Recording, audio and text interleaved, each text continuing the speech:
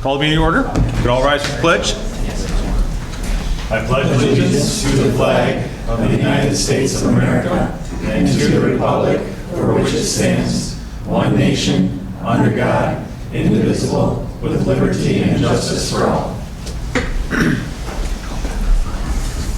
All right, let's see if I remember how to do this. In a while. Roll call, please.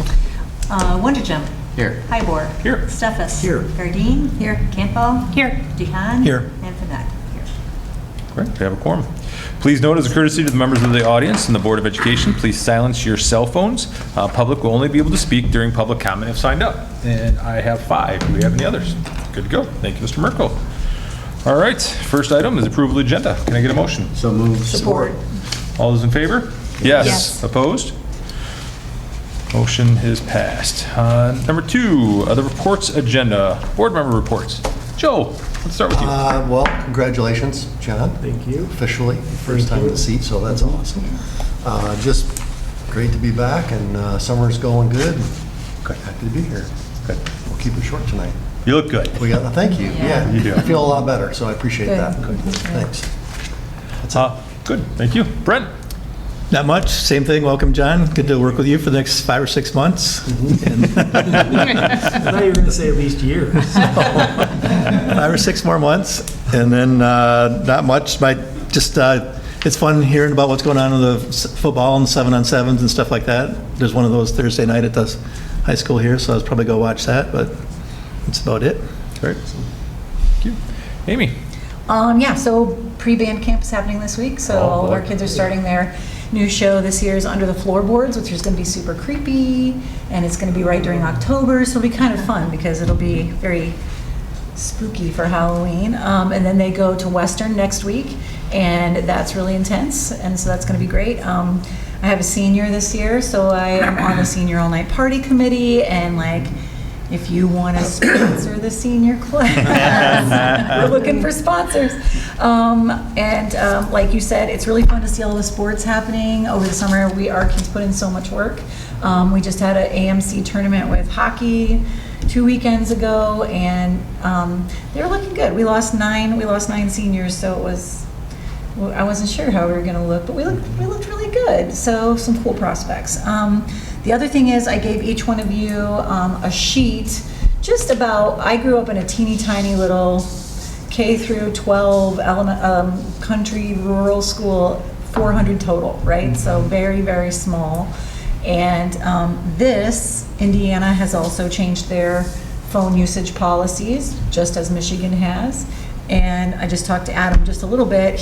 They've already got stuff in the works, so that's awesome. But these are some additional ideas because we know as parents, the conversation about phones and tech never end. And so it'll be interesting to see how our first year goes and how it goes forward with that, because that's something all of us as parents we all struggle with it, and so I'm happy to see this first step by the state to get phones out of classrooms. So.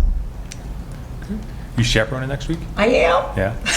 Are First you? time ever. No, okay, all right. You guys are. No. Well, God bless you. Yeah, you did. Good I'm luck. hoping it's weather like this Yeah. because this is beautiful, and I am also hoping that our air quality index stays low. That was really rough last week. Could use a little rain to Lots of green rain. things Let's up a just little hope, bit. Pray for lots of rain. Yeah. And kids who can march. It's a lot of work for us. A lot of work. They put in a lot of work in that. So Good. yeah, thanks. Yep. Bob? Welcome into the chair, John. Thank you. Hope it's a very long, tenured, and great experience for you and the district as a whole. So, thank you. Thanks. That's all I have. Sally? Well, I also add my welcome to your position here. It's going to be a really exciting time for our school district with you at the helm. So, looking forward to working with you. It's been a busy summer for us. I was telling John that my husband also had his knee replaced, so we've been busy in PT and all of that. And in the midst of that, my husband and I also bought a new company that we moved from Hamilton to Central Grand Rapids, where we haul around boxes, 50-pound boxes of clay all day long. So it's a lot of work, but it's been very gratifying. And how it applies here is that I had to learn QuickBooks. Oh. I don't know if you've ever learned QuickBooks, but let me tell you. But it did remind me that when you have a good school district, you encourage people to be lifelong learners. And being my age and learning something new like this has proven that kind of value. So that's been pretty cool. I've had grandkids that have been in and out of all the summer rec activities all summer long. It's been a great summer for them. I so appreciate all the people that do the coaching or the teaching of these courses and stuff. It's been a great experience for them. And a lot of them are our students. Yeah, yeah, a lot of them are high school Our kids. cheerleaders And are, we yeah, have some they great do kids. such a good job. Yeah, Thank you. yeah. Amy? Yeah, similar to everybody, welcome, John. We're excited to get this started. This summer, I've been trying to avoid looking at dates that are coming up in August for orientations. I'll pretend like they're not coming yet. But I will say, I do appreciate, I have 3 kids in 3 different buildings. So I really appreciate getting all those dates really ahead of time, because it is challenging to kind of navigate that. So thanks for sending those dates out early for our parents. It makes it very helpful. And that's about it. Great. For myself, nothing major, so I really have nothing to report. I just was at the 4th of July, and that was really about the only interaction I really had with anything with the school. So seeing the marching band and the different groups march there, so that was always fun. It's always a good time. So yeah, other than that, nothing really to report. So Awesome. yeah. President's report. Or I'm sorry, gosh, superintendent's report. On to you, man. Well, I know I've spoken with all of you, but just thank you for your belief in me and your belief in our team, in selecting me to be your superintendent. It's an honor. Thank you also for the notes of, I hope you feel recovered fast, and I hope you're able to move your shoulder soon. And I was sharing that I'm able to move it quite a bit, but I wear this when I'm out and about so that it's more of a visual reminder for myself and anybody else that I'm still healing and trying to make sure I stay on that path. So last week I learned a lot about air quality and AQI indexes and how those align with the MHSAA protocols, and talked to a lot of our superintendent groups. And we follow that MHSAA protocol even during the summer for, like, we look at Treehouse and all of our other programs that are running. We're looking at those air quality pieces, and we're sending that information to our staff, just to make sure that not only our staff who are working, even our grounds crew that are working, and that our students that are participating, that we're being really smart about the amount of exposure that we have. And I know our HVAC guys did a great job of no longer pulling fresh air into our buildings for those couple of days, because we still had weight training, we still had some athletics that were going on at the high school, and obviously we have our Treehouse program at the GEC, and just great ways that our group works hard to keep our kids and our staff safe. Secondarily, just in terms of kind of where we are from a district standpoint, on the 13th, we rolled all of our students up to their next grade. Last week, Wednesday, we had our first really good look at what our class numbers are, and have started digging in now to, do we know which kids in those groups are coming back? What enrollments are we predicting? How many have we enrolled previously? And then what does that mean for class sizes?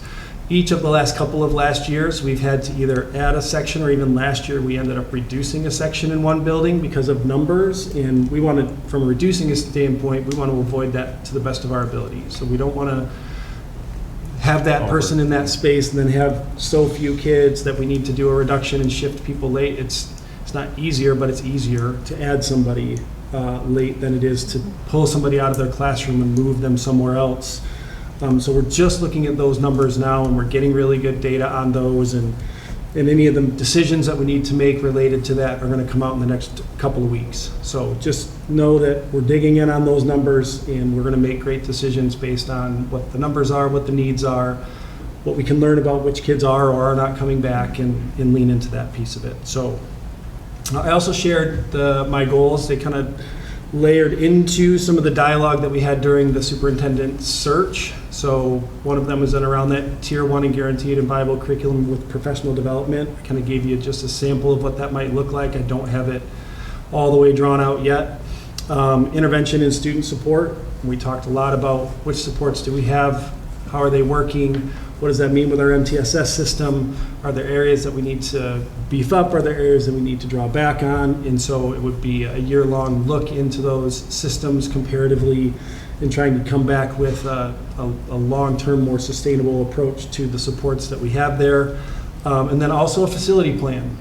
As we venture forward, we start thinking 3 to 5 years down the road. We don't yet have a 3 to 5 year vision toward that facility plan. So I reached out to Brett and Amy were on the group last time, and so I reached out to them initially and said, hey, are you interested in being a part? I'll kind of have individual conversations with them. If they're in their sunset stage, going to step back from that, I'll reach out to other members of the board to see if you're interested in being a part of that dialogue in that group. But it really is, what are the next steps for us from a facility standpoint? Where do we need to find our pressures and lean into that? So yeah, that's kind of the step of where we are, where we're headed, and wanted to just leave those goals out for you guys as part of my communication last time. So if you have questions about those or input, whatever, let me know. Otherwise, I can pull those out, make them SMART goals, and have them ready for you for the next meeting. Sounds great.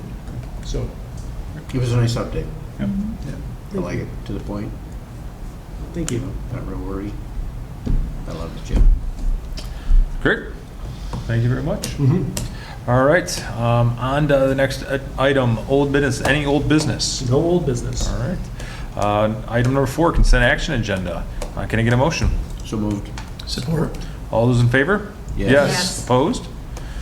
Motion passes. On to number 5, 5A, board policy updates. That's me. That's you again. Eventually, I'm going to hand that off to Mike, but for this cycle, so we get them in June, we get them in January, I'll be leaning into those. Shared those out with you. The policies 315 all the way A through E, 3407, 4101, 4113, 4205, AG1, and 4209 are all updates to the laws. Some of them are deletions, some of them are adds, some of them are edits, but they're just legal updates. They didn't do anything with the verbiage of those in any way, shape, or form. When you look at 2202, it links to 3301.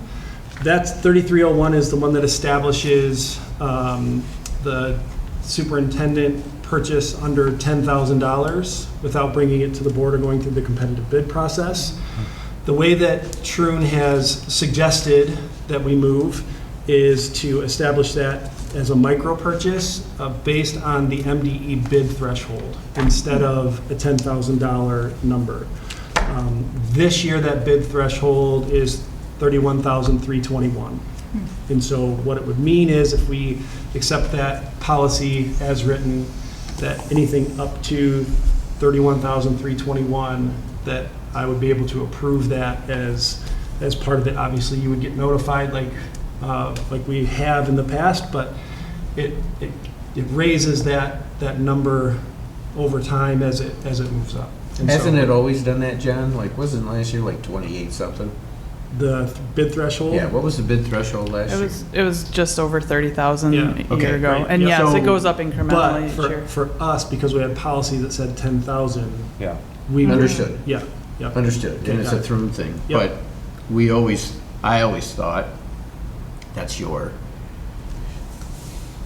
it's a courtesy to the board, let us know, but that's within your authority. Yep. So, no, it's good that the policy got updated. Yeah. To match that. Yep. I can't remember much of anything we voted on under 31. You know, maybe there may It's be usually like, maybe- gasoline or, It's typical gasoline on the Well, that's what, I mean, emergency I'm just saying, have we voted on anything that's been over 10,000 but under 31? I just can't think of many we things. probably, yeah. Maybe lawn care? I don't Incidental. know. Yeah. It's incidental. Yeah, oh, I'm with you, yeah. Or it's 100%. based on a bid or a contract. Right, yeah, absolutely. I was trying to picture what it would be. Yep. That would be. Gasoline, diesel, those are really the, Yeah. Seems like that's about the only time we used to get that from Roger. Yeah. That's typically the purchase. Yep. Most everything else is wrapped up into something larger, so. Correct. And just because I'm not as familiar, is that just like a one-time thing and then, I mean, you Yeah. can't do this multiple times? Correct. I Right, mean, yeah. could, but I'm not gonna.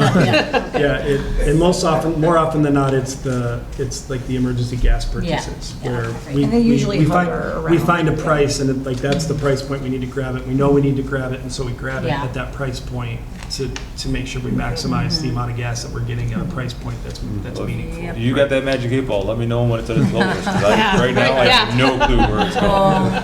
Yeah. So, Hey, is there an exception to the bidding requirements if it is under whatever the national contract is? So, So, like, am yeah, I mean, if there is a national contract out there, they do need to give you that contract number so that you can verify it. So there's national contract, there's a lot of state contracts, REMC, I think is what Walter uses quite a bit for technology. But yeah, you can, so then you don't need the 3-bid process? correct. Yeah, And then too, if it's something that's proprietary, Yeah, right, of course. Sole source stuff. Yep. Yeah, okay. Cool. Do you want to keep going? Because I got it. Go ahead.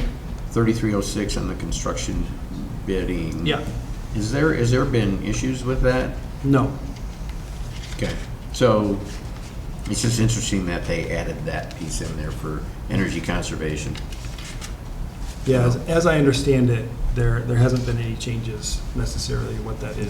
Just making sure that if you're going to do that, that you hit that bid threshold. And I wonder if it is related to solar panels? it's related That's to what I'm thinking, as-built and- projects too.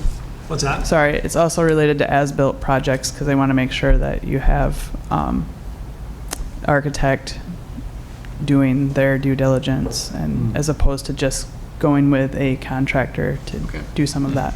Yep. I thought this was tied to those, I don't know, is it more than 6 years ago where that was brought to the board? It was a long time ago. Oh, yeah. Solar panels. Yeah, and then just what consumers does to do things, just to try and keep everything in check. That was my question on that one. Do you have anything else, John, while I'm looking? The 2406 is the board roles. I thought it just did a good job of clarifying how you fill those vacant roles, should that need to happen.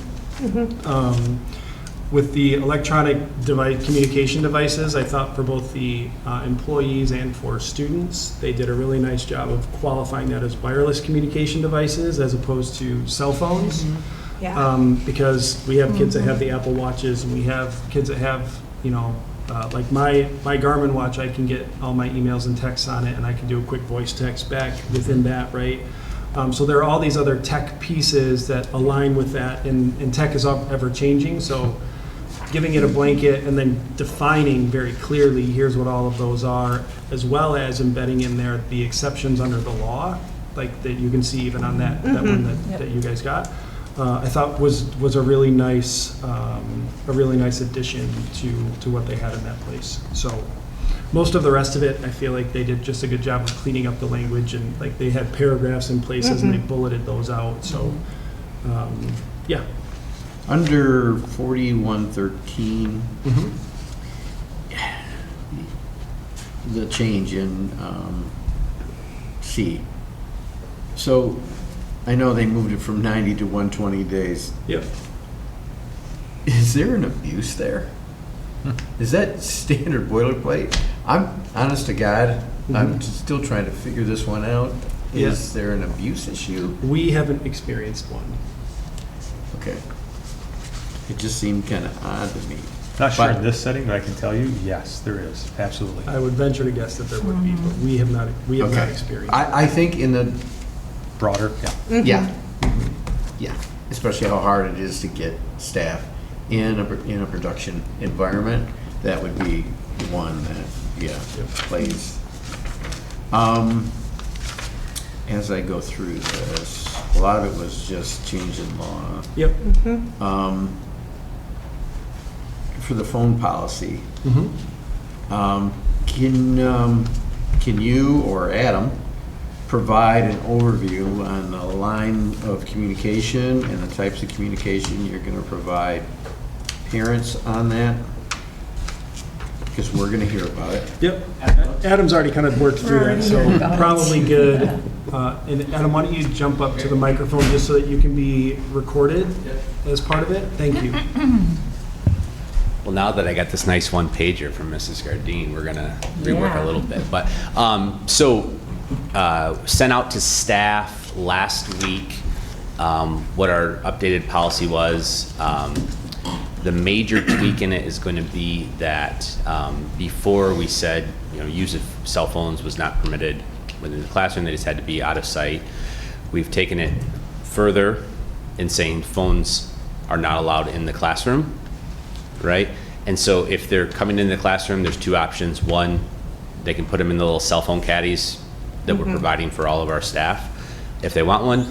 If a student chooses not to put it in there, then they have to leave it in their locker, okay? So that's really the biggest switch, I would say, to the policy. Things, as John mentioned, watches, meta glasses, devices and things like that are still under the policy as they cannot be used in there. But as of this moment, we're not gonna tell kids they have to remove their watch and things like that. So it's still, if they're using them, then the policy is in place because they can't use them during that. Now, what this looks like from a communication standpoint, I sent information out to our staff so that they could understand it. We have FAQ for them as well as to how they're gonna enforce it, and so they can wrap their head around it. And then as we get to August 3, that first Monday in August, we send out all of our orientation information, and within there'll be separate communication about the updated cell phone policy. We have a nice letter that cites some of the research, the reason why we're doing this, cites the law, has the policy, and explains what the policy is and what we're doing. Shipping that to parents. We'll obviously hit that at orientation with our students as well. So that's how our line of communication will go. Is it going to be in the student handbook? Yeah, it's already in, yeah. It's And they electronically sign that, Yep. correct? And you're going to remind them? We always do every orientation letter. You know what? Every once in a while, we get a little bit of a blip. Just want to Yep, nope, every year we have them sign it.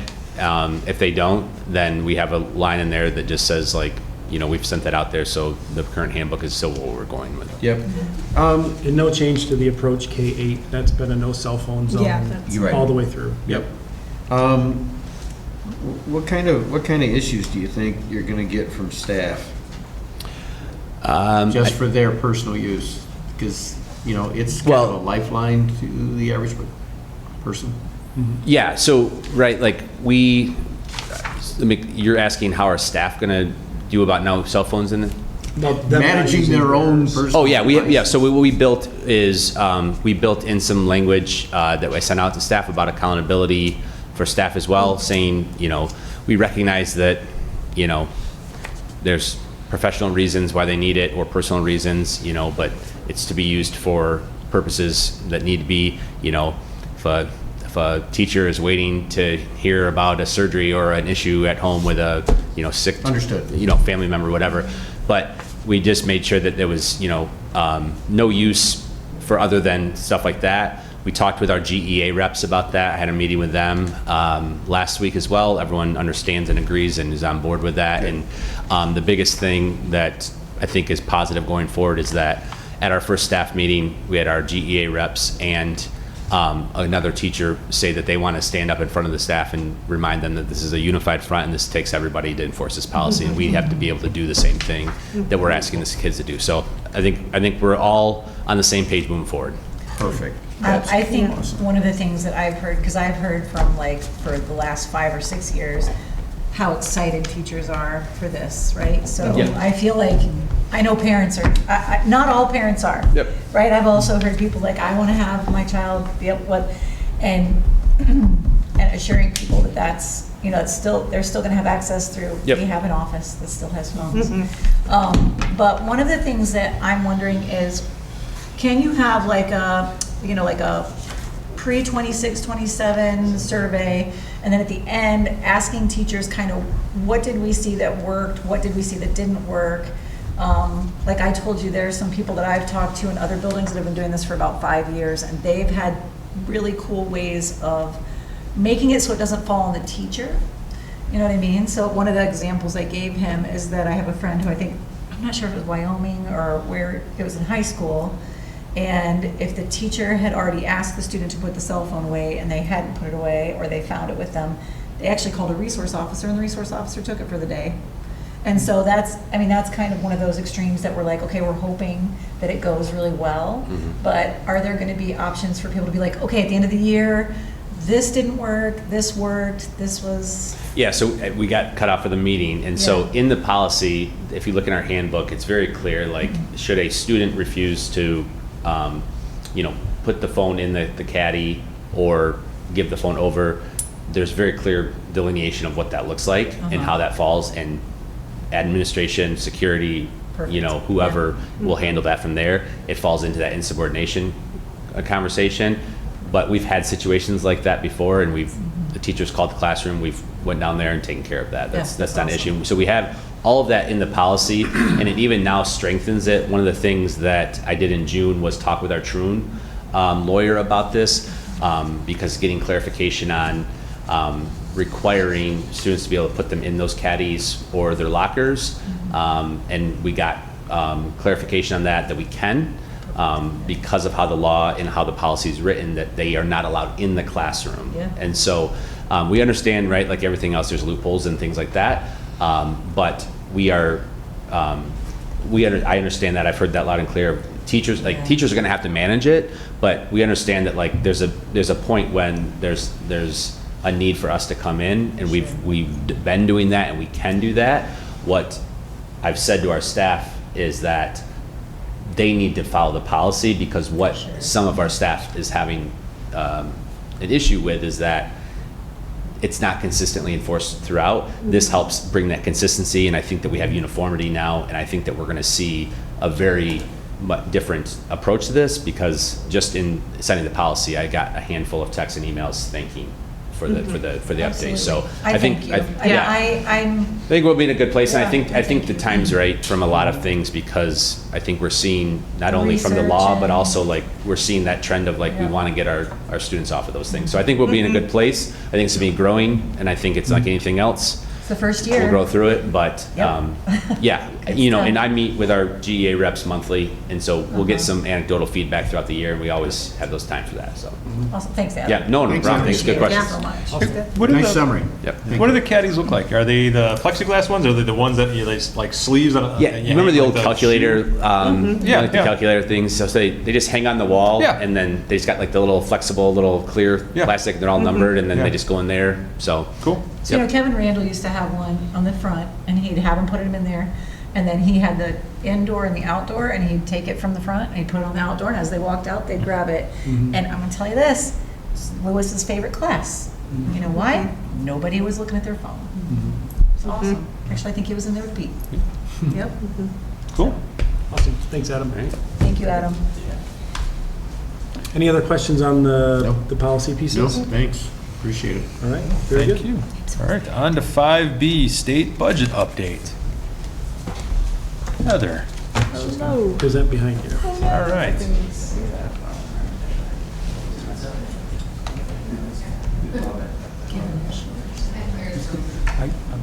I'm inside my chair. Just in the bumper chair. Sorry about that. It's a little far for me to see. So, back in June 1, brought you a very, very conservative budget, and we have some answers now. When we talk about the state budget that was recently passed, I think it was July 6th, maybe. So this presentation is really just going to focus primarily on those state budget line items, but I do want to drill down to give you guys as much detail as possible. So just to recap, 26-27 proposed budget that I brought to you had state sources of just under $53 million. The assumptions that were used were $250 per pupil increase to the foundation, an enrollment blend of 90-10 with a loss of about 36 students. At risk in section 41, which is our bilingual multi-language students, we went with the governor's proposal on that, which was a 6% increase. We excluded the 31 AA funds because we didn't know if we were going to be able to, if they were going to change the language and if we were going to be able to accept those. And I also eliminated one-time revenues, which was the 147G 3%, and the Ed Comp funds, which were basically in and out funds, net zero impact to the budget. So moving forward, this is every line of funding that we receive in the state aid budget. And 27 proposed budget totals that 52,790 that I showed you on the previous slide. And then the middle is the changes within the state budget, and then the revised number, the 56,825. So I wanted to take a second though to talk to you about some of those line items. The top three outside of that maroon box there, those are unrestricted revenues. So it's your proposal A, which that foundation came to fruition, the 250 per student. And then they added in, instead of that, you have the option of the 90-10 blend for your fall count, or you can do a 3-year average, whichever is higher. So for us, we lost a little bit in the 25-26 school year in terms of enrollment. We were down a little. So that year we received some enrollment stabilization funding. So it's just a different section within that school aid budget. With the proposed budget of being down 36 students again, I looked at that and said, okay, if they keep the ed stabilization funds, we should get about 155,000.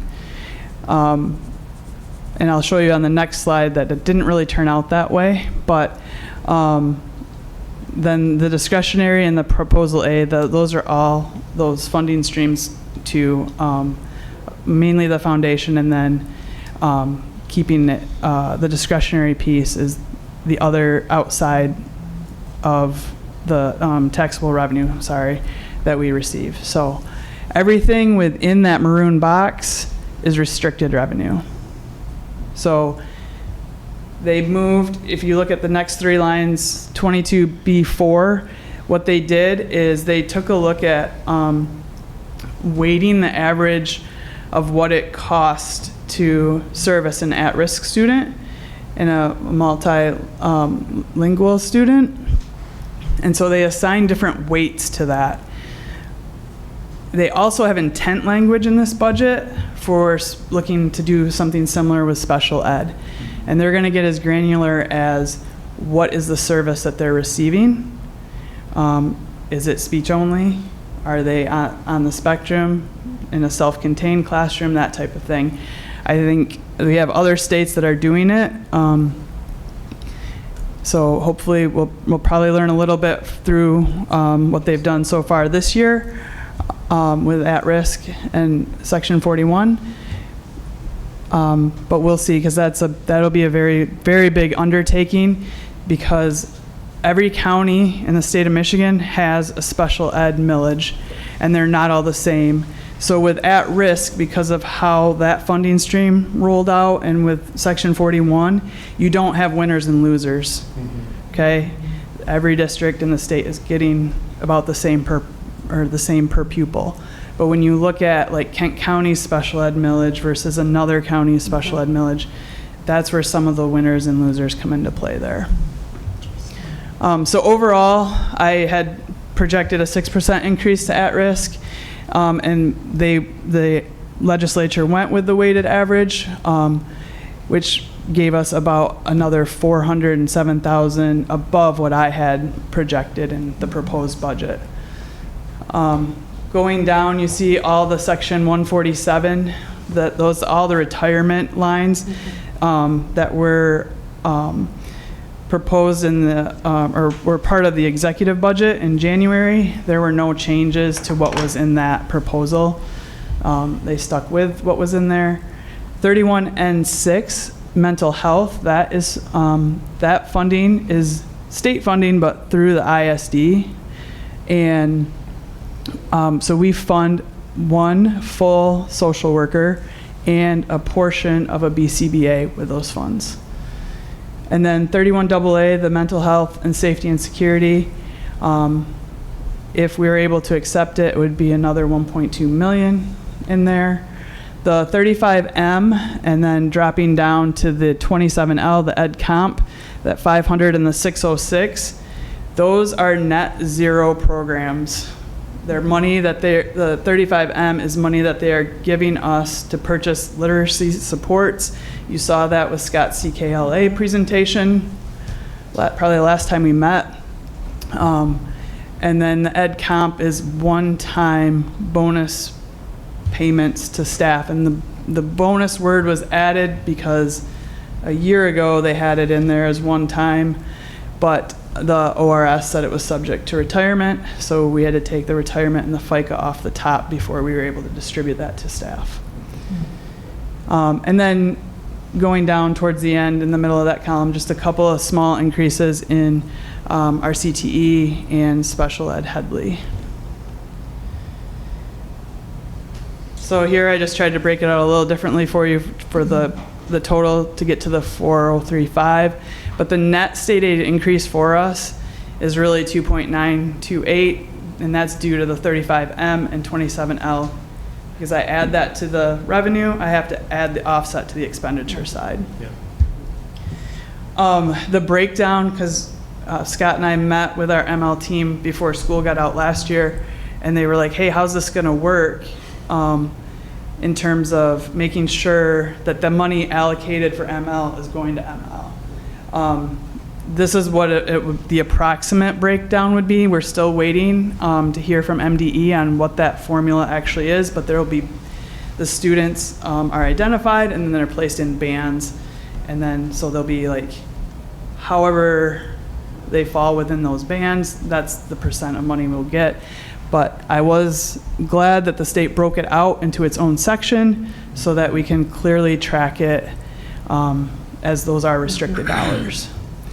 And then the next few slides talk about the 31A revised language. And so I'll send you this presentation so you can run through it or read through that in detail. But we have to agree to a comprehensive investigation if there is a mass casualty. Yep. We have to comply with their comprehensive investigation, which the comprehensive investigation includes, but is not limited to, like, what was your emergency response effectiveness? How compliant with your safety protocols? What did your communication procedures look like? Any contributing factors to the event, access to relevant records, district data, interviewing witnesses, district personnel, and then the state can issue findings and recommendations. They did further define mass casualty, though. So it's anything that occurs on school grounds or at a school-sponsored event. The incident resulting in significant physical injuries to not fewer than 3 individuals, and then they list the different types of physical injuries. Any incident resulting in 2 or more fatalities, and then any incident that is such in scope that it requires emergency response from outside, not only within our jurisdiction, but outside of our jurisdiction, or an emergency that, where we don't have resources to be able to solve that problem. So, and then lastly, school grounds means all properties owned or operated by the district, including our vehicles, our transportation vehicles, and school-sponsored events means any activity organized or sanctioned by the district. There will be more coming regarding this, and so that, because there's always what the language is versus the intent. So I do think that you'll see a lot more districts sign on to taking this money. But once What's the timeline for that? Yeah, so, last year, a year ago, they have to essentially allocate the money out by the December state aid payment. And so they extended that deadline because of the lawsuit that was brought. But my guess is we're going to have to opt in probably by the end of October and have that decision. So we're waiting on further information from the MDE so that we can bring you that information to be able to make a decision. Yeah, that's how I understand it too. And regardless, whatever it is, we'll get the guidance that we need from our legal team, and we will bring it to you to make the determination about whether we should or should not. And so just want to make sure that we're taking care of all the pieces like we did last year and looking at those funds and determining is it appropriate for us to take them. Would it be the state's investigative team that would be, going through that process of the investigate, and what is that, Yeah, to my understanding, there was, so I shrank the language down for this Yeah. presentation, but there's a lot more in it, but it goes all the way up to the governor's office. So I'm guessing it would start with MSP, Okay.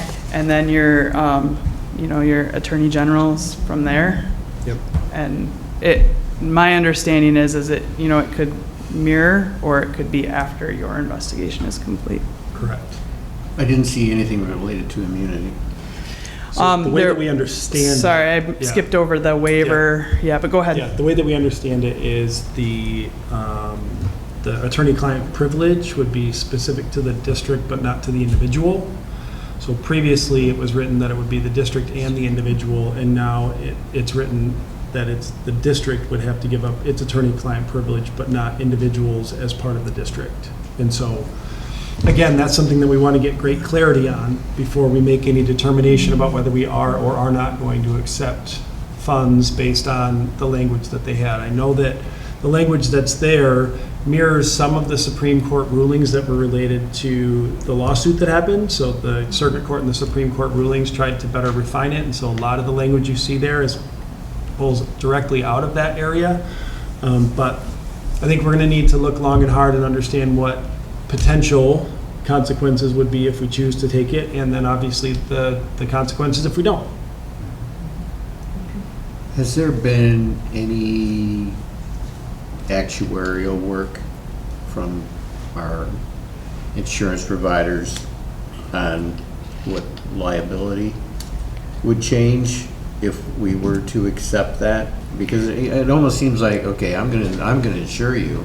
We may be self-insured to some degree, Yep. but what's the other shoe dropping with regard to that? So in the last go round, that was where it started, was, well, they're not going to insure us. Our liability companies won't insure us. Correct. However, once they had that language that it was the waiver piece, they said, yes, we would still insure you. And so that, I think, caused the lawsuit, if you will, to lose a little bit of steam there. So.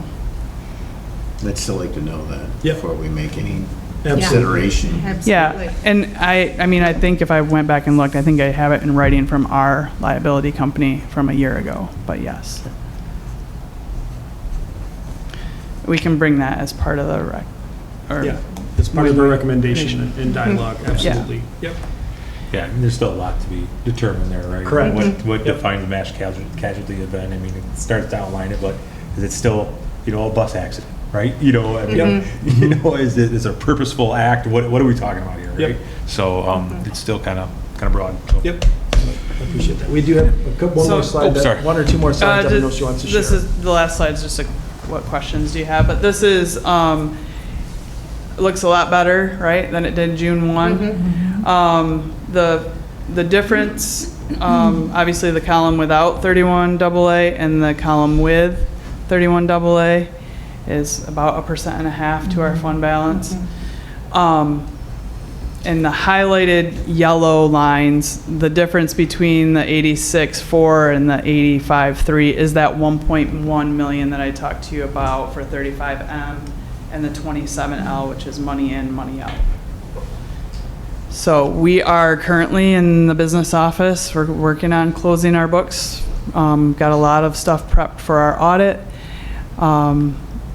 So that, again, hopefully the 25-26 school year comes in better than that million 22 shortfall.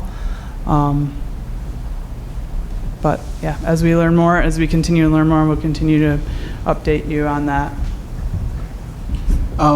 Just one other thing, you can consider it a sidebar or a side note. So, thanks for the communication. So staff are concerned, especially in the lower K level. And I'm just going to put it out there because it's one of my passions. I think it's just not, with some of these teachers where they anticipate higher classroom sizes of students, I think it's what goes into that mix. I know it's what goes into that mix. And the district, for the last couple of years, and Raj was intimately aware of this with me, so you might as well be too, John. And if you weren't already. How we're managing our students with special needs, that we're emphasizing more inclusion when it may not be appropriate for number one, the student, number two, the class that they're being placed in, and three, the staff that have to try to manage and teach. And I know for a fact that's going on in every elementary, and it needs to be a point of direction, concern, and focus for the administration. Because, I mean, when Ron was here, right? And it's probably in the contract, and I apologize if I haven't read the contract, but with regard to staff, if you hit over a certain level, then you're gonna put a little bit more in your pay for that extra work and that extra management that you're doing. But when you have students that might have an emotional issue or a learning issue where they may not be up to grade level and the teacher's got to put more work into that, okay, we say we're a destination district. And, you know, I think we have incredible staff, but I don't want to stress them out to the max during the school year. And I think it's a concern. I know it's happening. I'd like some, you know, we can meet privately if you want, but I wanted to say it in this meeting. I know it's occurring, and I know we need to see some change there to back out of inclusion. You can't tell me it's state law. You can't. I've been doing this for too many years. So I think it's a direction with regard to reporting and trying to manage your special ed costs, but you're bringing them up in another area, and you're affecting test scores, you're affecting students, and just the overall welfare of our student population. So I just want to say that as we look at this, and thanks for the work you're doing. Always appreciate it. Thank you for that. So I'm done, John. Got it. So Bob, I do think you bring up a good point, because it is always really hard, right, to balance the least restrictive environment with making sure kids are actually Appropriate. getting FAPE, right, appropriate education. I wonder, would it be helpful, and I think about this too, because, you know, I'm interested in special education as well.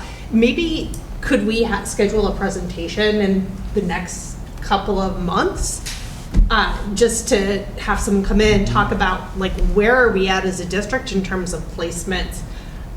What does this actually look like? Just because that's something I know that I don't have a good sense of in terms of options for placements for kids, what age ranges, what does that look like? And I wonder if that would be just a good starting place too, to start looking at that. And what is the dialogue? What is the internal dialogue? How do we balance it, right? What are we aiming for? Yeah. Right? At the end of the day. And then, you know, that can help us make some determinations, right? About, okay, is that the right spot that we're aiming for, right?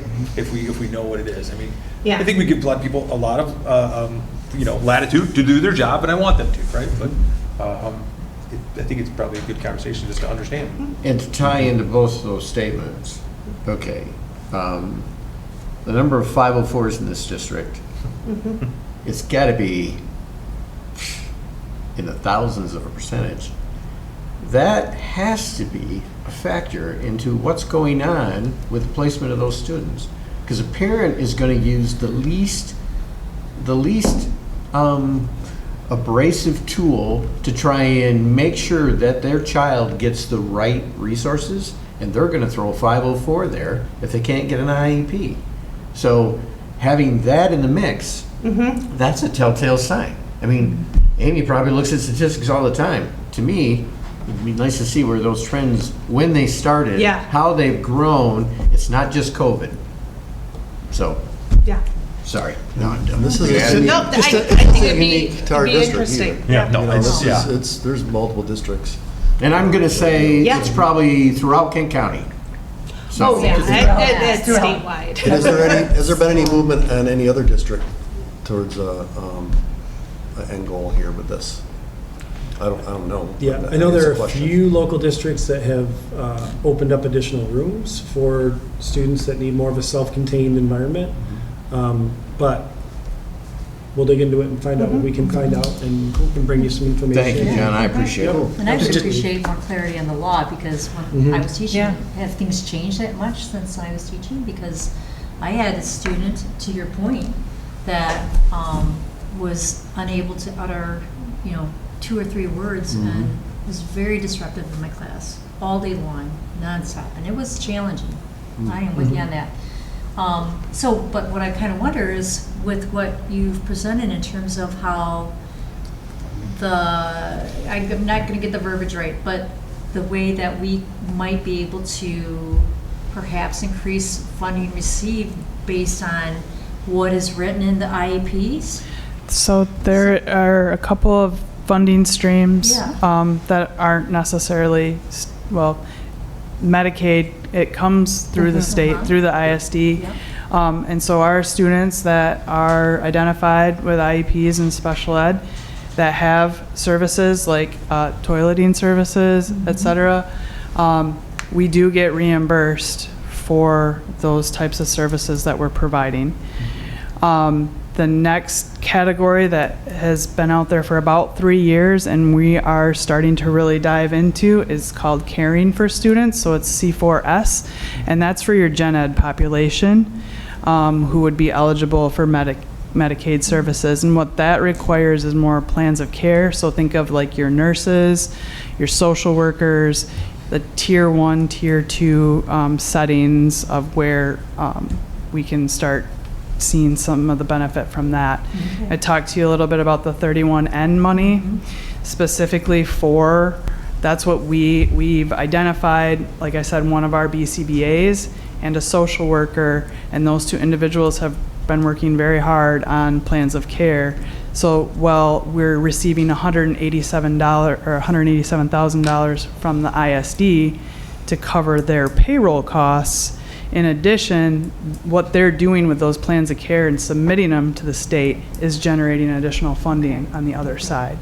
And that's one of the things that I know in John's second goal, I think that he and I have talked about, bringing that to you to show a better breakdown about what's the category of staff, how are they funded, and in addition to that, if they are grant funded, are they bringing in additional dollars elsewhere? Do you think there's been, and this is probably not a question for you, but a reluctance to identify certain issues with some of our students who, or not really? No, I Okay. don't think so. All right. More of what we are likely seeing in a lot of our buildings, and probably true in other districts as well, is we have, we are the regional placement for students with autism, and we have some regional placements for students with cognitive impairments. But once you reach that 8-student limit, the question becomes, what do you do next? Right? And so if you have a student that moves in that qualifies as a student with autism, but there's not room in a categorical room where you are, there's not room in a categorical room in another place that's within your region, you're still obligated to provide them with an education. And so the question becomes, so what do you do when you have 1 or 2 or 3 kids that move in after you've got that full? And how do you look at then, do you open that next classroom up, and how does that classroom then move its way through your group? Is it a bubble group? Is it, what does that piece look like? And so that's where the push and pull comes, not just in our district, but in other school districts that we hear about, is as a student moves in, if there's not a space that would be appropriate for them in that area, we still have to do the work of providing them the best free and appropriate public education that we can by law. And so that's some of the growing pains that are there. I'll just share, just because I Yeah. said I would, but I talked to an elementary teacher this morning that was just echoing exactly what we're talking about here. Her concern was not thrilled with the, like, you know, all of the online stuff this weekend of 26, 27 or more kids in a classroom, but her concern was that the special needs and behavioral issues in that consume that much Yeah. Yep. more time. Yes, of course.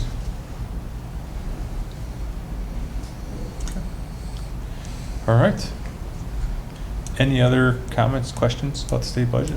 Thanks, Heather. Thank you, Heather. Good job, Heather. That was rosy. Rosier. Thank goodness. Very good. All right. On to 5C, QPD presentation. Exciting. Can't slide it. Where? Looks like they're gonna sing.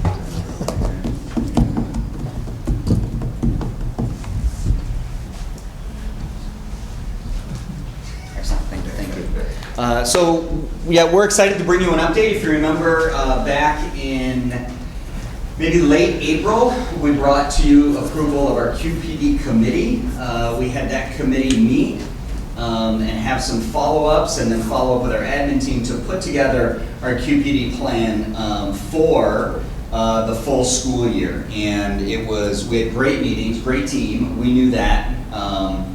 And it was a great opportunity for us to really just lean into the voices of that committee. That's, if you walk away from one thing, hopefully today, that you hear throughout the year, is that we built a plan in and around the voices of what our teachers gave us. And we met and we followed up with surveys, we followed up with small group meetings to bring all of this together. But just to highlight a couple of things, as a team, that whole committee, we had them talk about what's going well, what are our current barriers, and then what do they want as focus areas. We certainly don't want to get rid of things that are working, and Adam will talk about that because that was really a driving force at our secondary level.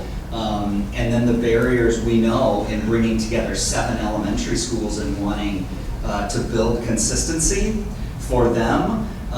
As well as honoring what goes on in the different cultures of each building. So what they talked about were well-defined structures and focus areas. They wanted a clear vision and building on progress that had been made before.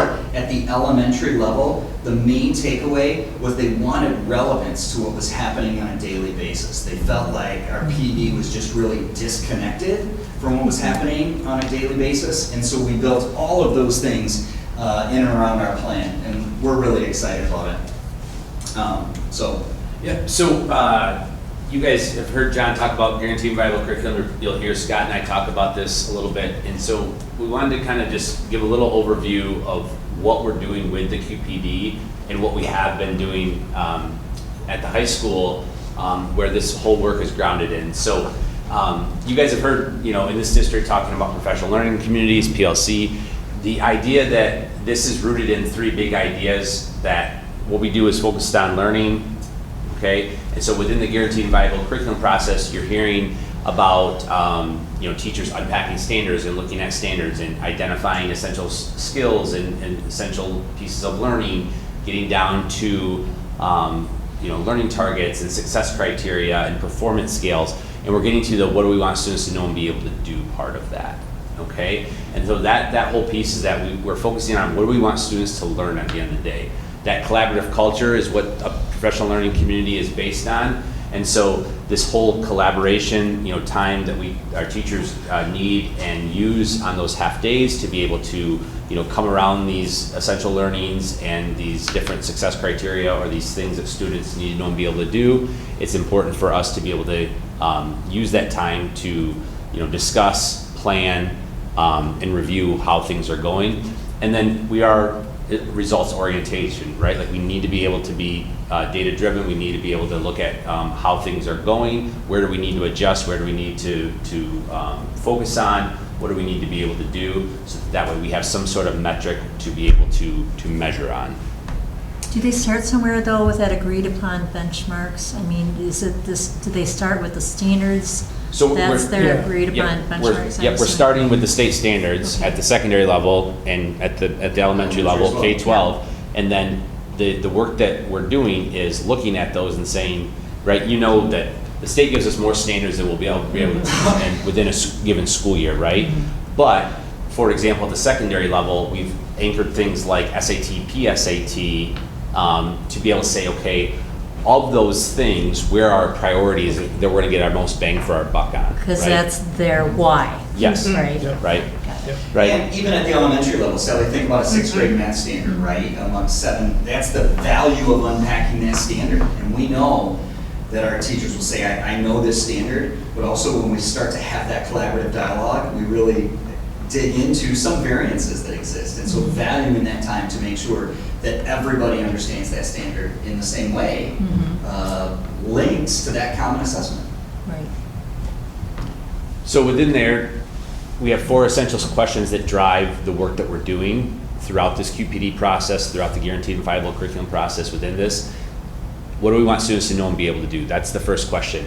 And that's the step we are in right now. So when you hear teachers talking about, you know, this work is hard, it's challenging, it's not the fun work to break down a state standard and be able to figure out exactly the nouns and the verbs of what we want students to know and be able to do. It is the essential part, because when we get to step 2, how we know if they've learned it, we need to be able to know what we are asking them to know and be able to do first. All right? And so this step 1 is we're breaking it down into essential standards, learning targets, being clear about what it is, putting those things into student-friendly language, specifically at your upper L and secondary levels, so students know, what do I need to produce so that I have achieved what you want me to do? And that's that piece of clarity that's been so important, right? If you've followed John Hattie's work at all on teacher clarity, you know that that's one of the biggest influences in student achievement throughout a school year, right? Is when students know what it is they need to produce and show you. It's like anything else, right? If we know what we need to, as adults, to produce for someone, it's going to be better. And so as we work through those 4 questions, how will we know if they've learned it? That's when we get our success criteria, our performance scales that are aligned to our formative and summative assessments. And then we all know that we don't get it on the first try. So how will we respond when a student doesn't, get it on the first try? That's our tier 2 interventions, things like at the high school level, for example, seminar. That's where we reteach, we relearn. You have intervention groups, even at the lower levels. And then also, how do we extend learning? That's been one of the biggest challenges, I think, that we get to that question of how do we extend or enrich learning for a student who already knows it. Things like a performance scale, if you are to say, let's say, use a 4-point scale, you aim for level 3 as proficient or mastery, but then there's always that step 4, and then that helps answer where our students can go to extend or enrich their learning. So it gives a clear path for all of these. So we wanted to equip you guys with this. These are the things that we're talking with our teachers on, and from there, why is this beneficial of what we're doing? Skill by skill standard, awareness. Right? Scott and I and you guys and John and whoever, our principals, are going to be able to look at, okay, where do we see, success? Where do we see gaps throughout the K-12 continuum? And then we can better have conversations on, okay, does this skill that continues to lag over, a grade level or 2, how do we see that impacting, throughout a K-12, career? But also, could we put some time and energy and be more focused on, okay, we are seeing year after year this lagging skill or pressure point there, let's target some of those pieces, right? It helps inform our PD for instructional intervention. We have vertical and horizontal alignment because you're able to then say, well, here's what you need to get to in 7th grade, so our 6th grade team can then work there, and vice versa through any grade level band you want to talk about. And they will see that. That 100%. shared clearly. They're not going to see it next year, Sally, but right, like as we build this, sure. right? Over Yeah. time. Yeah. And so, right, we'll have better local assessment data. Right now, secondarily, we don't have great benchmarking data. But when you start to build your local assessments, those unit tests, those essays, those things like that, those projects, along state standards, then we can, start to pinpoint where those impact SAT, PSAT skills and standards. Then we can start to maybe better triage throughout a year, because otherwise, like right now, I'm sifting through the PSAT, SAT data from April. That's really not that actionable when you think about preparing over a year, right? But we will be able to align it with our NWA map, our Acadians, and our PSAT, SAT data as well. Clarity for students and teachers, right? This allows teachers to know what, how, and why they are teaching and what they're doing, right? Not only just for new teachers who come in, but this is, I mean, obviously this is a huge onboarding and great piece for our new staff. But if you change a subject, you change a grade level, but also just, you know, getting clear about why we're teaching what we're teaching and having those conversations about, do we need to teach this thing? Is there a way for us to focus and spend more time on something that is needed based on our data that we're seeing? Students, I've talked about that, you know, how they get more clarity, and clarity for parents as well. We think this is a good piece. You know, right now our K-6 report cards are standards based. You know, I'm not going to sit up here and say that we're moving towards a standards based at secondarily, but we are going to be able to get more clear about having those conversations. You know, you're sitting down with a parent at parent-teacher conferences, and you know, maybe a student's getting a B, and that's great right now. But the question we're going to be able to have more information on is, how does my kid go from a B to that next level, right? Or what do they need to be able to do to improve on skill? And we'll have very tangible and actionable steps for student improvement. And we've seen another district who I've worked closely with on some of this work, that's some of the success that they're having. They've seen those richer conversations with parents, being able to inform, not just saying, you know, Adam's doing great, you know, this, that. I mean, obviously I've sat there as a parent, watched and listened to my kids' NWA map and Acadian scores and things like that. But the question that I think that I always leave with is, but what do we need to do to improve next? And this process starts to create clarity around there. Adam, real quick question. Could you define that NWEA map acronym for me? NWE map? NWEA map. Northwest Educational Association. Okay. It's their measure of academic progress. So what I'm wondering on this, and maybe it's premature and you're going to still cover it, is what about the students, especially with PSAT, SAT, what about the students that aren't going to go on to college? Yeah, Are you so covering that as yep. well? So PSAT, SAT, right, is a college and career readiness metric, right? So whether or not they're moving on to college after high school or not, it's a career readiness tool as well, right? Can you read Do it? you think it's actually that accurate of a career readiness tool for students that aren't going to go to college?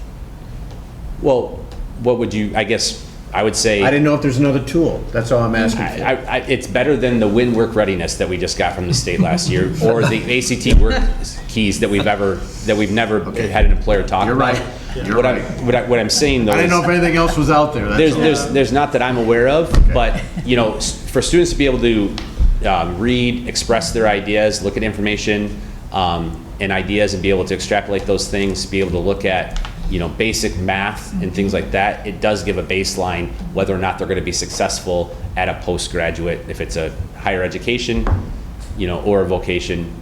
You know, think of any on-the-job training, they are still going to have to be able to read, make sense of information and things like that. Yeah, I would say there's nothing on the SAT or the PSAT that we don't want all kids to know and be able to do. Like when they go on to even career, they may have to extrapolate some pretty decent data depending on where they're going. And so, like, to your point, being able to define what that is and be able to find measurements in those small moments of testing that we have in local assessments is going to be a big step forward for us in just leaning into the expertise that our kids have.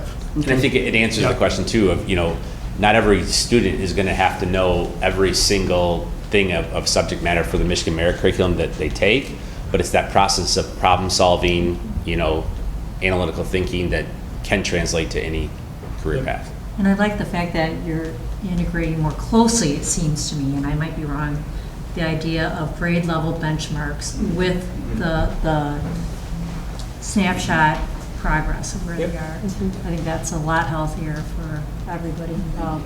Can I just ask you one quick question though? Like, you touched on it briefly, and I'd love to hear a little bit more about this. I am concerned about when we have new teachers.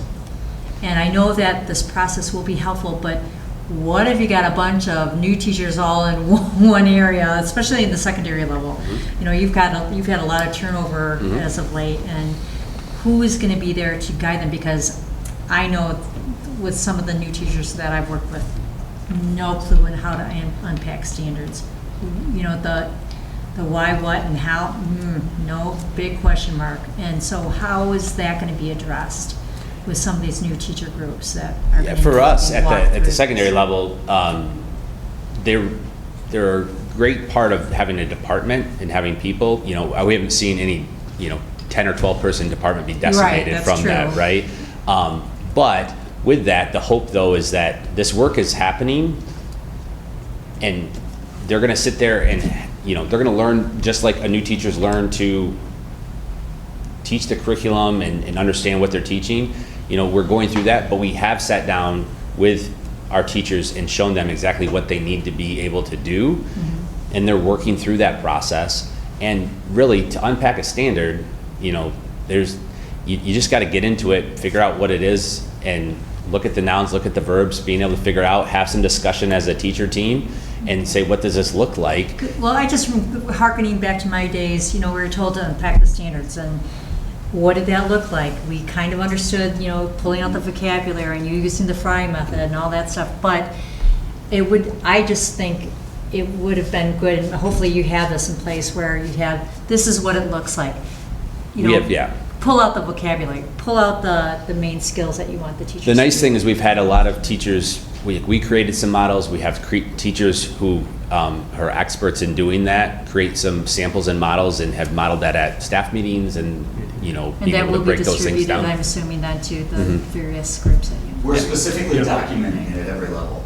Yep. So this is going to, collecting the artifacts of the work will become the work in the future. And so we'll have that platform for people to stand on. I'm glad to hear that, because honestly, that's some of the biggest concerns that I had heard, from staff, that, in terms of being prepared to be able to work with these, the curriculum that they might have or they have to generate themselves, and then also unpack the standards and then try to generate the curriculum for those unpacked standards.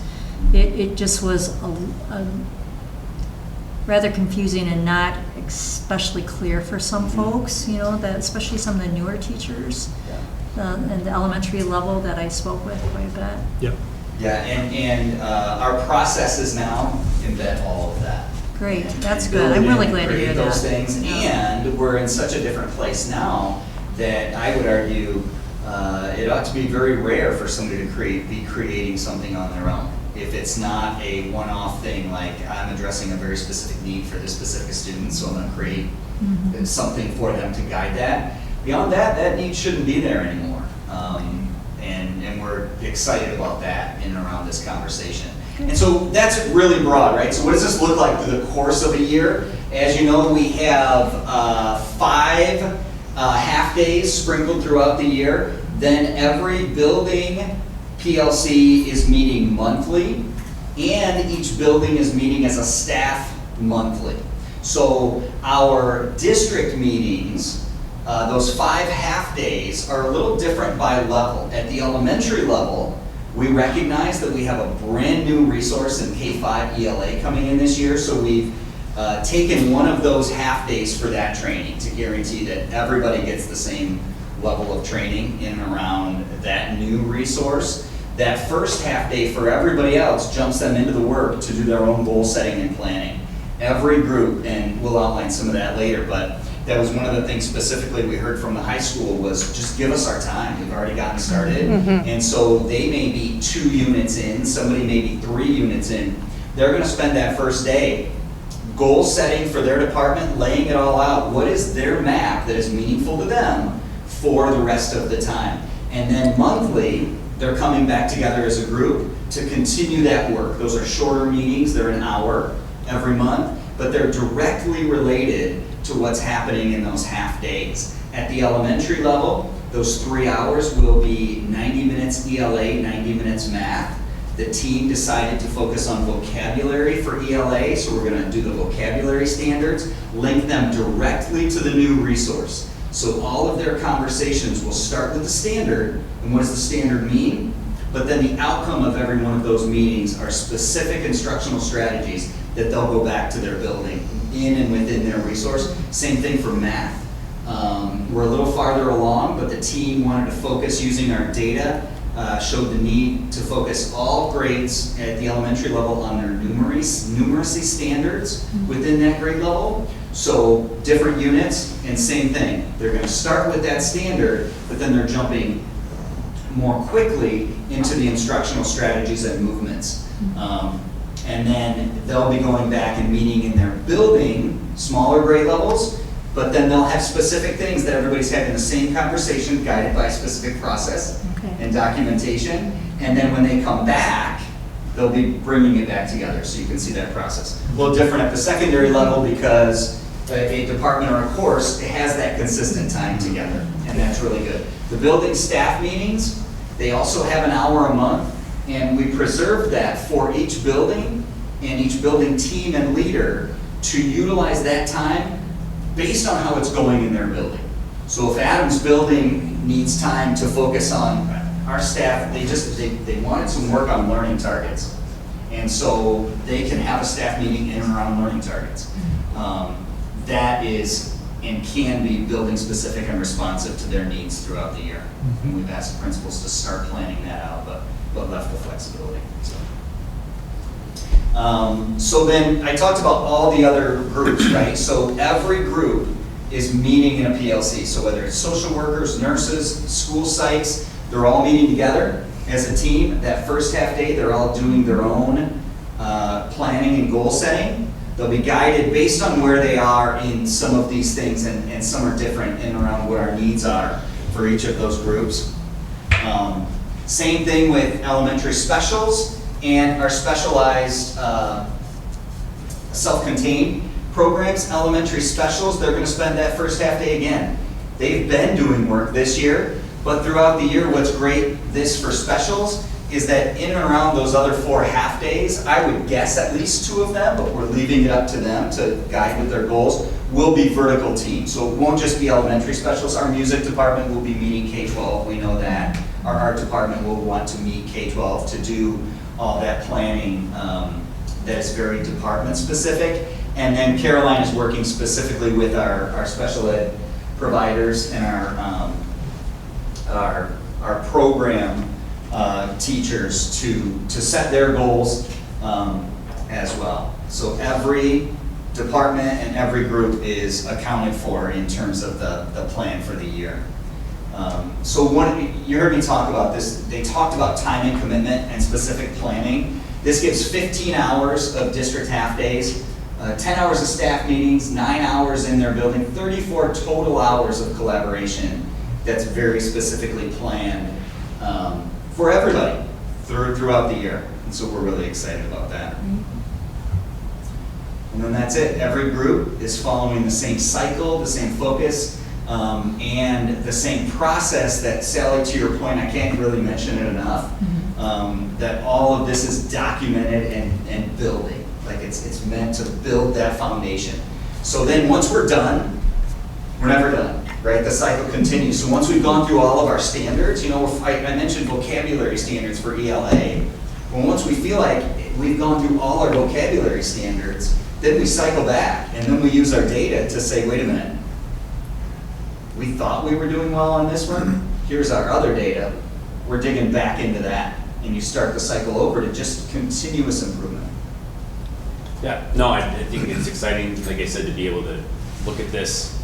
Everyone's working in the same direction. We're building what we need to do, and then the ability to look K-12 standard by standard and skill by skill to be able to figure out how we're doing is super exciting.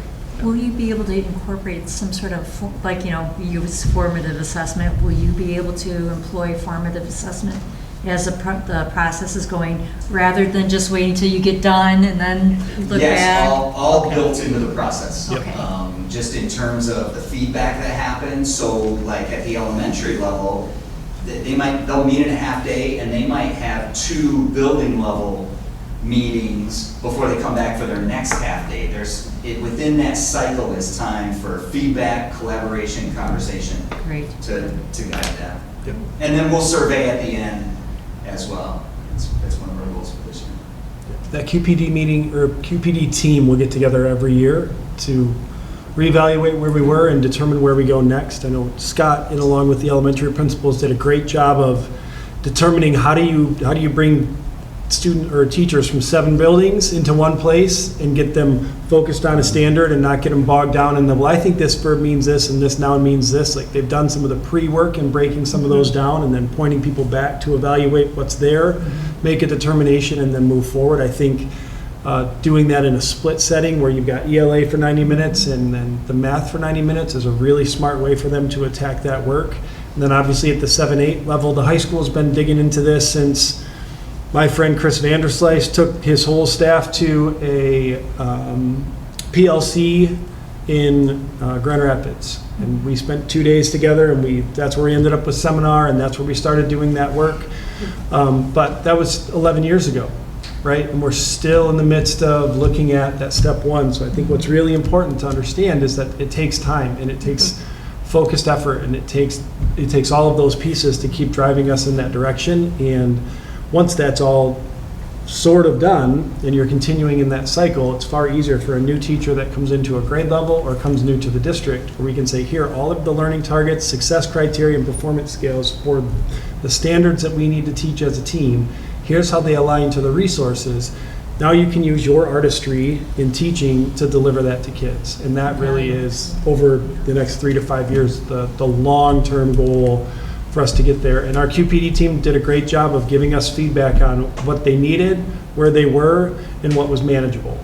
And so I think we've landed in a great spot. Again, we'll get really good feedback as the year progresses, but I'm very excited for the direction. We really want to commit to is making sure that it's meaningful, because we heard that loud and clear, right? Making sure it's connected. So that will be our pulse, is making sure that what we're doing in any and all of these meetings is immediately instructionally relevant and important, and we'll adjust as we go to make sure that it is. And I think you'll see results that way. I think so. Really, We're really very do. excited.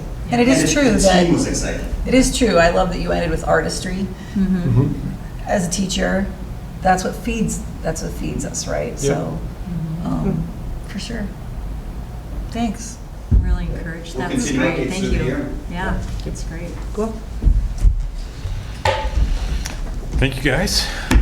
All right, any other items for discussion? I'll leave it. No? All right. Public comment? We have to vote on personnel hires? No. No, we did that already. That was part of the Okay, so consent. put that as a different thing. That's why I, Gotcha. yeah, okay. That's all part of the It's fine. consent action. Yep. All right, public comment. First up, just as a reminder, you have 5 minutes. Ms. Campbell will be taking that or watching it and give you a warning at 1 minute, 1 minute left. So first up, Steve Leggett.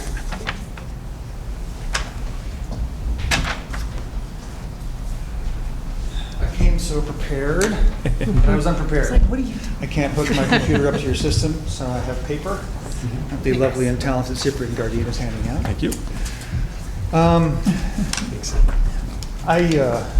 My wife has not seen these slides, but if she had, the first thing she would have said about the first slide was like, that's not your real first slide, right? And I said, no, of course not. That's just a placeholder till I think of something better. And here we are. My name is Steve Leggett. I am the worst half of Beth, I'm not sure many of you are familiar with. We live at 4017 Red Bush here in Grandville, and we have 2 sons, both GHS graduates, Tucker, class of 22, and Charlie, class of 25.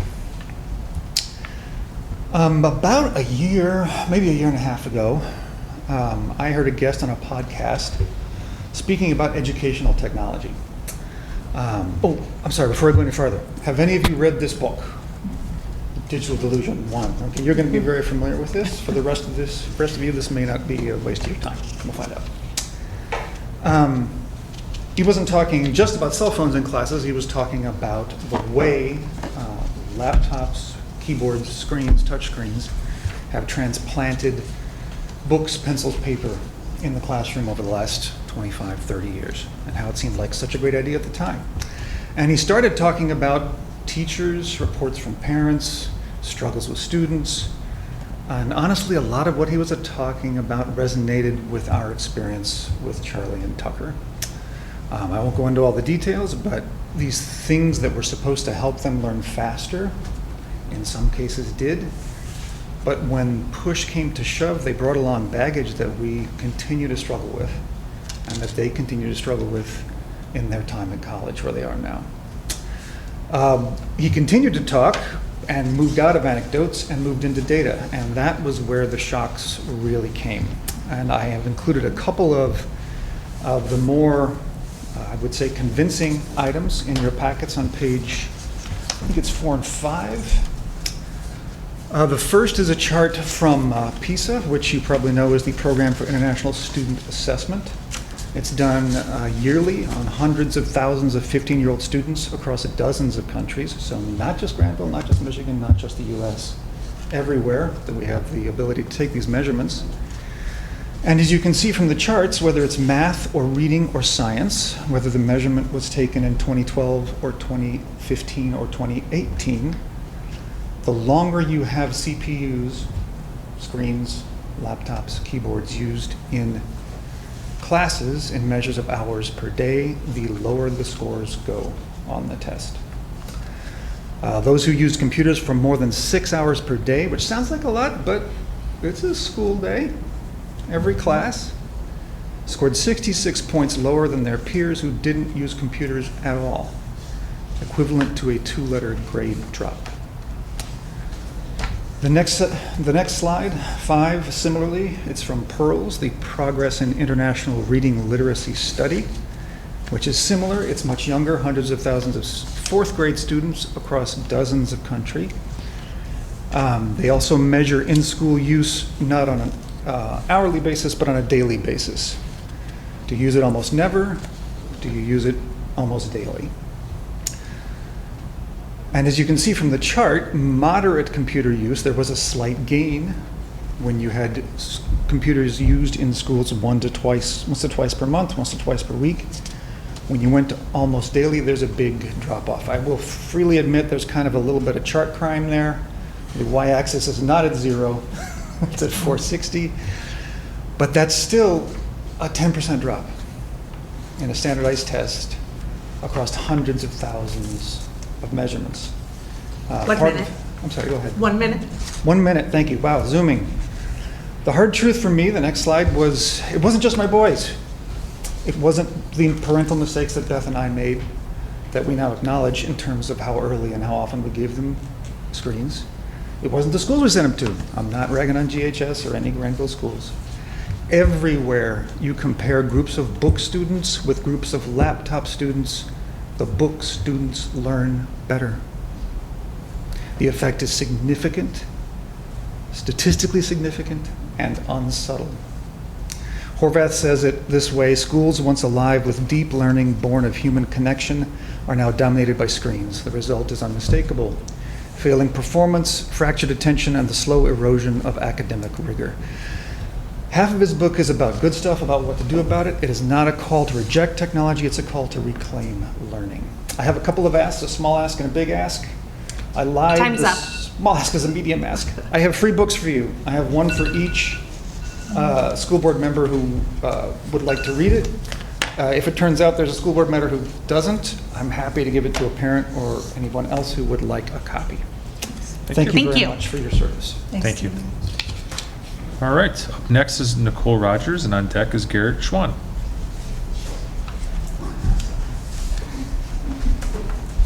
Hi, I'm Nicole Rogers. I have 2 kids in the Grandville school system at Grandview Elementary, and I'm here tonight because of the, as you mentioned, talking about the 3rd grade classroom sizes. So we had heard that a while ago, but so instead, I'm going to read what I wrote, but instead of our children's being placed in 26 plus classrooms, you need to know that these are not just typical classrooms. As you mentioned earlier, which I was really excited about, a lot of the students there have a lot of behavioral challenges. I would challenge you to look at the amount of IEPs in her grade alone. There's a lot of teachers that are dealing with yelling up profanities, throwing objects, physical aggression to staff, to students. But up until now, I've never felt like I had to raise concerns about it because the teachers and Mr. Scotto have always done just such an incredible job at managing those situations. And I actually truly, really appreciate everything they do. But I'm really scared moving forward, expecting these teachers to manage significantly larger classrooms with these behaviors. This grade alone, they added a first grade classroom for them. So they had 4. They moved up and had 4 second grade classes. So you would be taking, they've had 4 all along, down to 3. With over 26 students in a classroom, I don't believe that you can provide the same level of supervision, behavior management, and individualized attention that has helped my daughter succeed thus far. My concern is that this decision will directly impact her safety and her quality of her education. But what makes us the most concerned, I think why a lot of us are here and bringing it up, is that up until the end of June, the district had already had 4 sections for her. At the end of June, one of the teachers decided to leave, and so they decided, or it's been not completely decided against, we know that, but it is thrown up in the air that they might cut the cost and eliminate a classroom, leaving the other teachers to absorb those additional students. That seems like a choice, not an unavoidable circumstance, and it's one that's going to affect all the classrooms. The safety and education of our children should never be treated as an area that we cut costs. When our community voted on the recent millage, I didn't know that's what it was pronounced, so the recent millage, we were told by the previous superintendent, and I quote, he said, funding will be to maintain a reduced class size, strengthen safety and security, and maintain effective staffing and programs. Our community supported that investment because we believed it would directly benefit our children. Reducing the number of 3rd grade teachers from 4 to 3, increasing class sizes to more than 26 students, and placing an even greater burden on our teachers seems pretty inconsistent with what these commitments were. I hope the board will explain how this decision will align with what the voters were told this support would accomplish.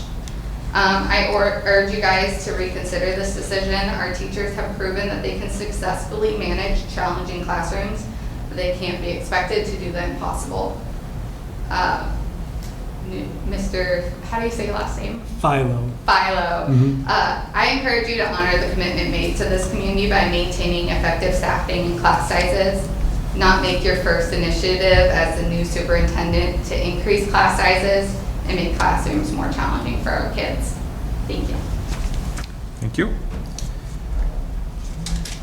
Up next, Garrett Shaw, and then Jamie Shaw on deck.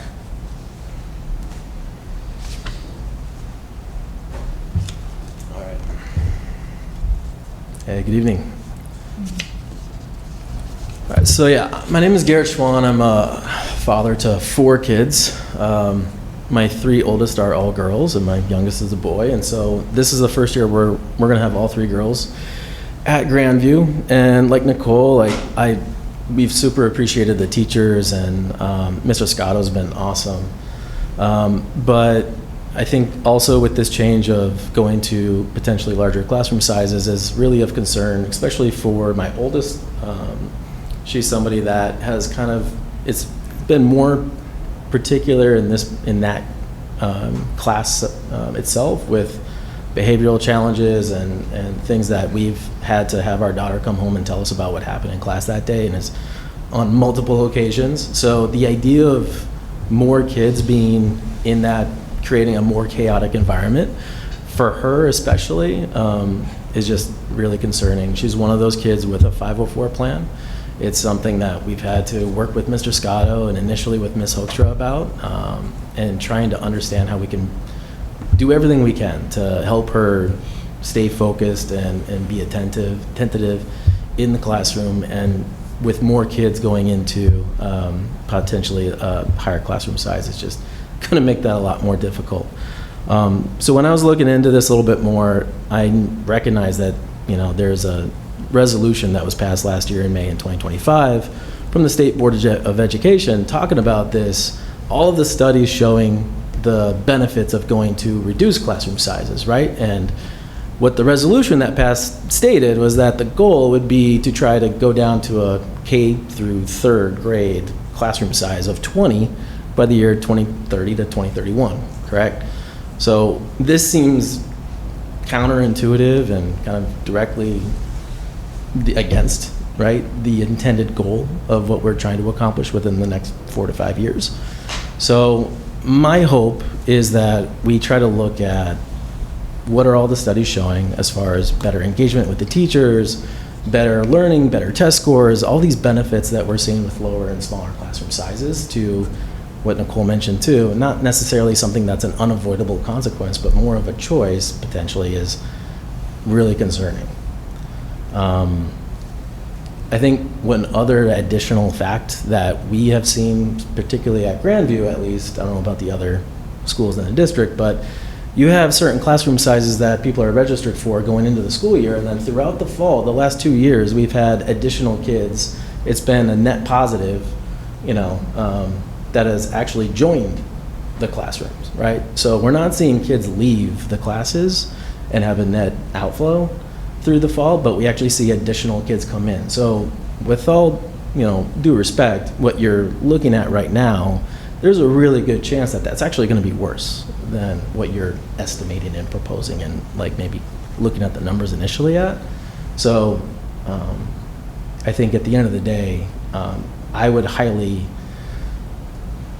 recommend and hope that rather than looking at alternatives like hiring a para or 2 or 3, I don't know if you have to hire like 3 paras to make up the difference with all 3 classroom sizes being over 26 kids, maybe 27, 28, 29 kids if more kids come in through the fall. I don't know what the cost effectiveness is of going for 3 paras as opposed to just 1 additional teacher. If there's, the cost benefit analysis on that, seems to me like it'd make a lot more sense to reduce the chaos by expanding to a 4th. 1 minute. Yeah, reduce the chaos by expanding to a 4th rather than trying to bring another person in to try to mitigate the chaos within the 3 that are there. So that's my time. Appreciate it. Thank you. Up next, Jamie Shaw, and on deck, William Dowdy.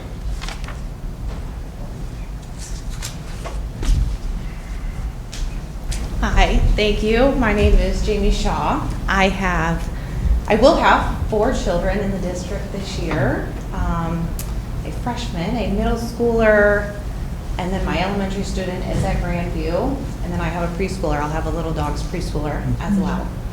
I am here just like some of the other parents regarding the possibility of only having 3 teachers at the 3rd grade level at Grandview.